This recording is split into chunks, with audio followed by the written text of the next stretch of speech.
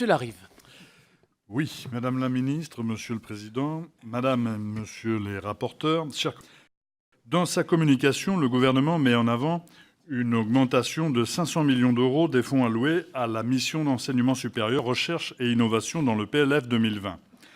Mais selon les syndicats et certains directeurs d'établissements d'enseignement supérieur, le budget prévu demeure bien insuffisant pour faire face à l'augmentation croissante du nombre d'étudiants et la mise en place de la loi du 8 mars 2020 relative à l'orientation et à la réussite des étudiants qui modifie les conditions d'accès aux études universitaires. Il déplore une baisse de 10% des dépenses par étudiant entre 2007 et 2017. L'année dernière, pour rappel, ils avaient évalué les besoins réels à environ 1 milliard d'euros supplémentaires, soit près de 2 fois plus que les 549 millions d'euros accordés dans le PLF précédent. Cette maigre augmentation, vous souhaitiez la faire peser en partie sur les épaules des étudiants extra-communautaires, en augmentant leurs frais d'inscription à l'université. Fort heureusement, le Conseil constitutionnel a remis en cause cette décision. Mais le gouvernement devra tout de même remplir les objectifs fixés dans le PLF 2020. Nous sommes curieux de savoir comment vous procéderez. Concernant la recherche, nous sommes encore loin d'avoir atteint les objectifs fixés dans la stratégie de Lisbonne, désormais considérée par beaucoup comme un échec. Avec un budget consacré à la recherche de 2,2% du PIB, dont 0,76% pour le public, la France est encore loin des 3% visés. L'Allemagne, elle, a atteint l'objectif et projette d'augmenter encore sa contribution pour atteindre 3,5% de son PIB à l'horizon 2025. Selon le Syndicat national des chercheurs scientifiques, il faudrait 1 milliard d'euros supplémentaires chaque année pour atteindre 1% du PIB consacré au financement de la recherche publique dans 10 ans.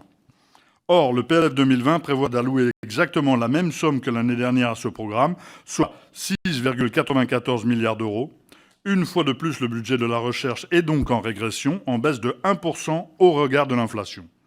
Par ailleurs, le PLF prévoit de diminuer drastiquement les crédits de l'Agence nationale de la recherche, qui passeront de 860 millions d'euros en 2019 à 738 millions d'euros en 2020, soit une baisse brutale de 14,13%.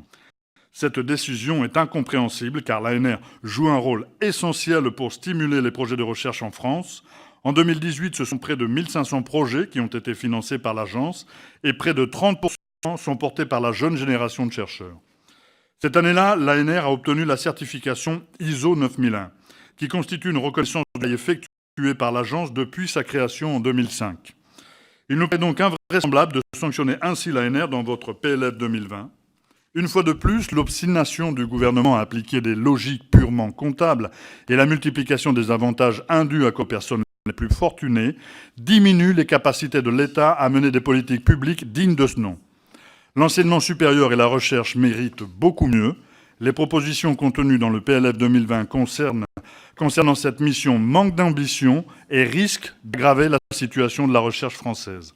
Je vous remercie.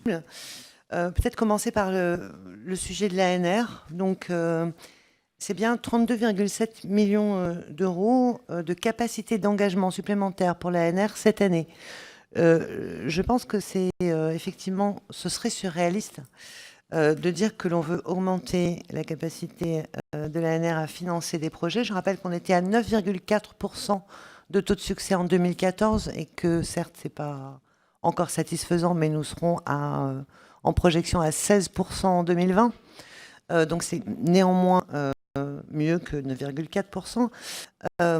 Il ne faut juste pas confondre les AE et les CP. Les crédits de paiement, ça correspond en fait aux autorisations d'engagement qui ont été données les années précédentes. Et donc ce qui est important évidemment, c'est qu'on soit en capacité d'avoir ajouté 32,7 millions d'euros aux capacités d'engagement de l'ANR pour l'année 2020 pour soutenir donc un nombre de supérieur.